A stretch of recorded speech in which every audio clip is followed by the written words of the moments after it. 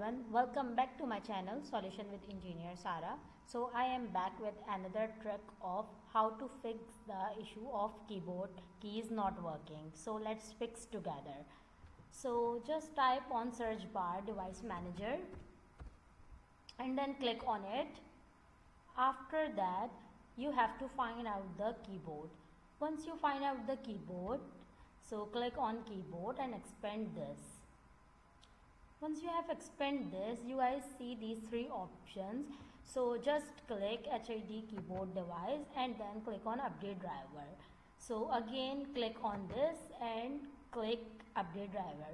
So simultaneously again click on standard PS2 keyboard and then click on update driver. After following this step, you guys just restart your laptop or PC, and after that you will find out that the issue has been resolved.